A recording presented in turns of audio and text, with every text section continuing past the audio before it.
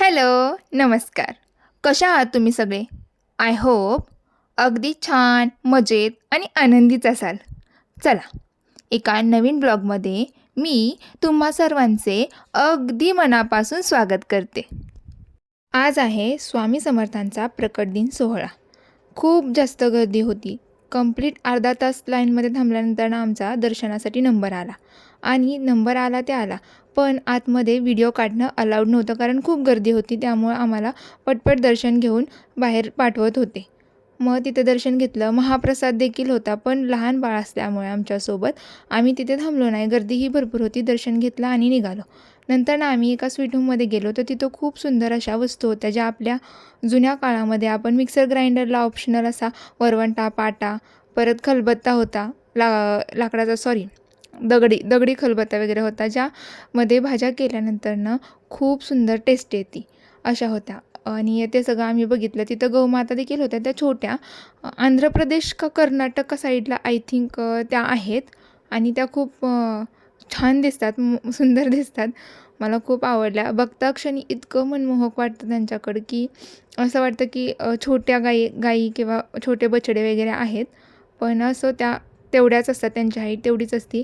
त्यांच्यासोबत आम्ही फोटो वगैरे काढले. आम्हाला स्वीटमधून फरसाण वगैरे घ्यायचं होतं, तर ते घेतलं आणि नंतरनं मग आम्ही घरी आलो. घरी आल्यानंतरनं मी बनवायला घेतलं होतं मिक्स व्हेज.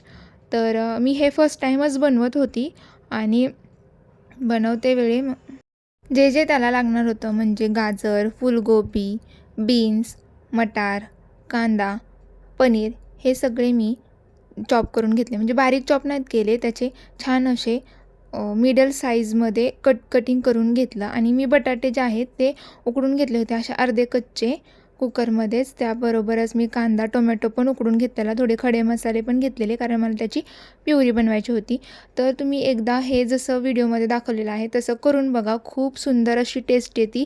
आणि त्यानंतरनं मग मी हे सगळं आहे ना, जे व्हेजीज आहेत त्या सॉटे करून घेतल्या थोड्या ऑइलमध्ये. तुम्ही फ्राय देखील करून घेऊ शकता. मी जास्त फ्राय ऑप्शन चूज नाही केला. नंतरनं मग ज्या आपण कुकरमध्ये शिजवून घेतलेले होते मसाले वगैरे, सॉरी खडे मसाले, टोमॅटो, मिरची होती. बेडगी मिरची पण तुम्ही अवश्य टाका कारण त्याने कलर खूप छान येतो प्युरीला पण आणि भाजीला पण. नंतरनं मग हे सगळं व्हिडिओमध्ये जसं दाखवलेलं आहे तसं तुम्ही करा. खूप सुंदर भाजी लागते.